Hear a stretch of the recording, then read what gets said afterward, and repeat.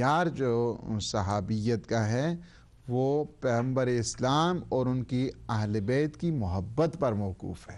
یعنی صحابی ہو جانا فقط کافی نہیں ہے بلکہ منزل ایمان جو ہے اس کو ساتھ ہونا ضروری ہے. اسلام اس بات کے قطعاً قائل نہیں ہے، یعنی قطعاً اسلام میں نہیں ہے کہ ایک چیز جو ہے سلسلہ جڑا. اب شیطان نے بڑی جو ہے نا وہ عبادت کی، جس طرح نہج البلاغہ میں کہ 6000 سال تک مسلسل اس نے جو ہے نا وہ سجدے کیے، اور وہ صحابی ہے جوار قدس کا. بے شک بزم ملائکہ میں، بزم ملائکہ معمولی تو نہیں ہے نا. یعنی شیطان 6000 سال تک مسلسل وہ عبادات اس کی اور خضوع اور خشوع اس کا.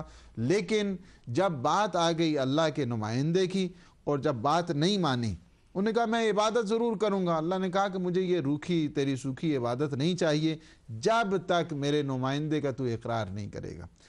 بات جو ہے نا وہ یہاں پہ یہ ہے کہ صحابیت کو جو معیار ہے وہ پیغمبر اسلام کی محبت، اور بہت فضیلت ہے اس کی، بہت فضیلت ہے کہ جو پیغمبر اسلام کا ساتھی ہو اور پیغمبر اسلام کی اس محبت میں، ولا میں اور ایمان اور ایقان کے درجات پر فائز ہو کر اس دنیا سے گیا ہو.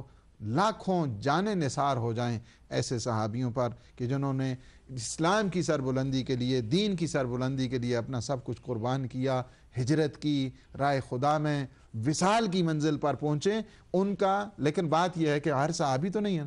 آپ کو پتہ ہے عبد الرحمن ابن ملجم صحابی تھا، امیر المومنین علی ابن ابی طالب کا قاتل ہے. اب ہم اس سے کہیں کہ نہیں جو وہ صحابی تھا لہٰذا جو ہے نا وہ صحابی ہے ان کا، لہٰذا ہم اس پہ جو ہے نا وہ نہیں. بات یہ نہیں ہے. بات یہ ہے کہ اسلام اس چیز کا قائل ہے کہ ظلم کو ظلم کہو اور حق کو جو ہے نا وہ حق کہنا چاہیے. افمن کان مؤمنا کمن کان فاسقا لا یستوون. کیا مومن اور کافر ایک ہو سکتے ہیں؟ قطعاً جو ہے نا وہ یہ نہیں ہو سکتا. اور اسلام نے کہا ہے کہ فإن اللہ لا يرضى عن القوم الفاسقین، کہ جو فسق کرنے والے ہیں نا اللہ ان سے کبھی راضی نہیں ہوگا. وہ راضی نہیں ہوگا ان سے جو بھی فسق کرنے والے ہیں. واللہ لا يحب الظالمین، جو ظلم کرنے والے ہیں ان پہ بھی اللہ راضی نہیں ہے. وَإِن يَعْمَلْ سُوءًا يُجْزَ بِهِ، جو کچھ بھی برا کام کرتا ہے نا، جو کچھ بھی ہے، کوئی بھی ہے، یہ تو کسی کے نہیں پاتا. جو انبیاء کی اولاد ہے اس کے لیے بھی یہ نہیں ہے. چھ جائے کہ جو ہے نا وہ صحاب تو پھر دوسری منزل آ جاتی ہے نا. جو پیغمبران کے یا انبیاء و رسول کی اولاد ہیں، ان کی ازواج ہیں، ان کے لیے بھی یہ نہیں ہے. ان کے لیے بھی یہی ہے کہ اگر کوئی اچھا کام کرو گے اس کی جزا ملے گی، اچھا کام نہیں کرو گے تو سزا ہے. یعنی ان کے لیے جائے کہ ایک نئی جو ہے نا وہ ایک سلسلہ بنا کر، میں جو سمجھتا ہوں اصل میں ایک بہت بڑی جو ایک پلاننگ کے تحت اس مسئلے کو لیا گیا، اور بنو امیہ کا اس میں بڑا کردار رہا ہے. بنو امیہ نے جو کوشش کی ہے اہل بیت علیہ السلام کے فضائل کو چھپانے کا ایک راز جو انہوں نے اختیار کیا ہے تاکہ اس کو ان فضائل کو دھکیل کر جو ہے نا وہ کونے میں لگا دیا جائے، اس کے لیے یہی ہے. لوگ ان باتوں میں لگے رہیں گے، نہ شب ہجرت کا پتہ چلے گا، نہ جو ہے نا اس کو وہ جو فضائل ہیں جو ایک جان دے رہا ہے.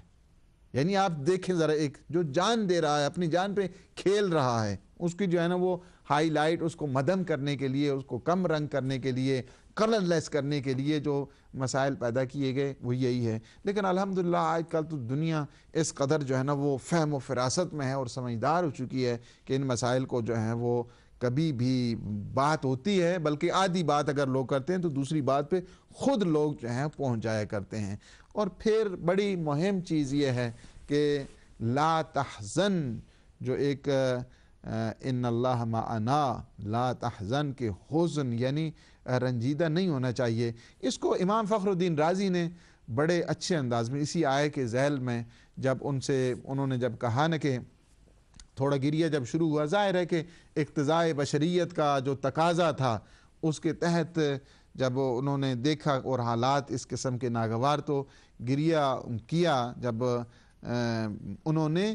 تو اس وقت امام فخر الدین رازی لکھتے ہیں کہ جب حضرت ابو بکر نے کفار کی آہٹ پا کر پیغمبر اسلام کے، یعنی یہ رسول کو خطرہ میں دیکھ کر رونا جب شروع کیا، تو آپ نے فرمایا کہ رنجیدہ نہ ہوں آپ کو جو ہے نا وہ پریشان ہونے کی کوئی ضرورت نہیں، لا تحزن، بالکل نہیں، خدا ہمارے ساتھ ہے، خدا ہمارے ساتھ ہے۔ تو انہوں نے جواب میں پھر پوچھا واقعاً خدا ہمارے ساتھ ہے؟ پیغمبر نے فرمایا بے شک خدا ہمارے ساتھ ہے۔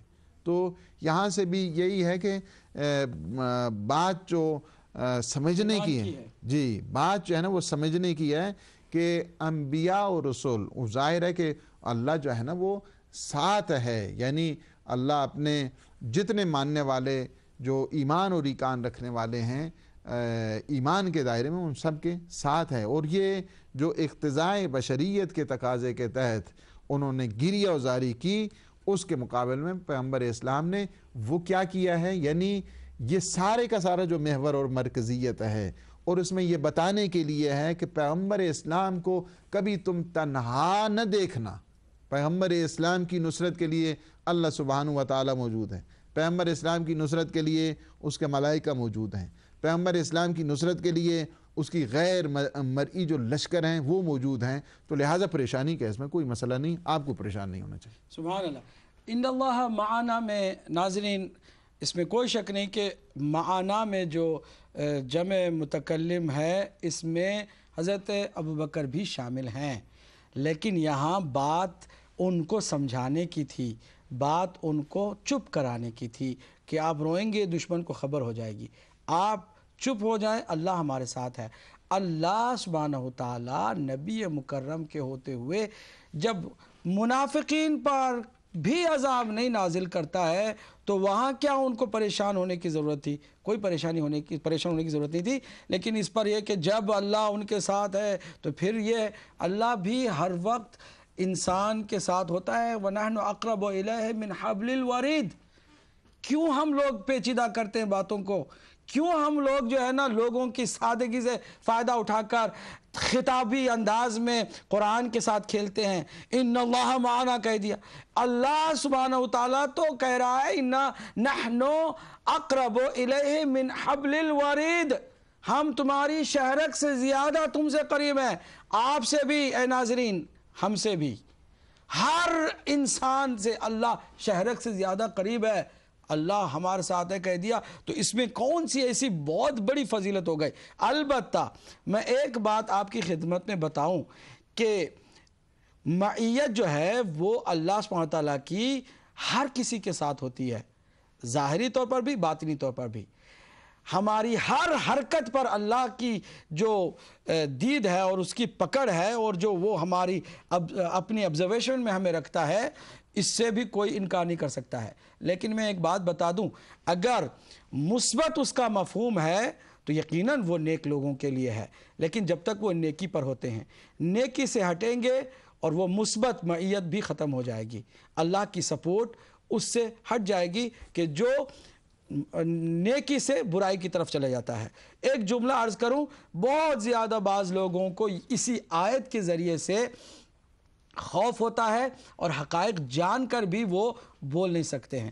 میں ان کی خدمت میں عرض کروں کہ ایک طرف اللہ سبحانہ وتعالیٰ نے معیار یہ رکھا ہے کہ جب تک تم نیک رہو گے تمہیں اجر بھی ملے گا، ثواب بھی ملے گا، صلہ بھی ملے گا۔ اگر تم ہی جو نیک ہوتے ہوتے برے ہو جاؤ گے تو پھر تمہیں اس کی سزا بھی ملے گی۔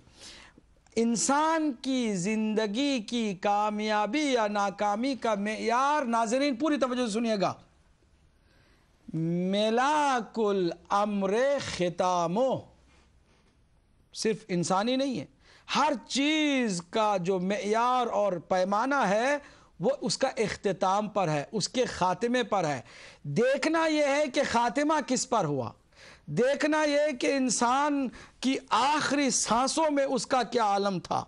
اگر نبی کو یا اولاد نبی کو کسی کی جانب سے نقصان پہنچا ہو، اذیت پہنچی ہو، اور اگر بی بی نے، جناب سیدہ فاطمہ الزہرا سلام اللہ علیہا نے کسی سے بھی رنجش کا اظہار کر دیا ہو، ناراضگی کا اظہار کر دیا ہو، تو انجام اس کا قرآن نے واضح کر دیا ہے۔ اس کا انجام کبھی بھی اچھا نہیں ہو سکتا، چاہے اس کے بہت سارے میڈلز اس کے ساتھ ہوں، بہت ساری نیکیوں کا انبار ہو، بالکل اس طرح جس طرح کوئی زندگی بھر نیکیاں کرتے کرتے کرتے آخر میں شیطانی وسوسے میں گرفتار ہو جائے، اور گرفتار ہونے کے بعد یہ کہہ دے کہ ان لی شیطانا یعترینی، کہ میرے ساتھ ایک ایسا شیطان ہے کہ جو ہمیشہ مجھ پر سوار ہوتا ہے۔ اگر ایسی صورت ہے تو پھر انجام بھی ہرگز اچھا نہیں ہوگا۔ فضائل اور کمالات انسان کے اس وقت کام آئیں گے جب انسان کا انجام اچھا ہوگا۔ ہم سمجھتے ہیں کہ ہم نے اپنی بات کر ڈالی ہے، ہم کوشش یہ کرتے رہے کہ کسی کی بھی رنجش کا سبب نہ بنے۔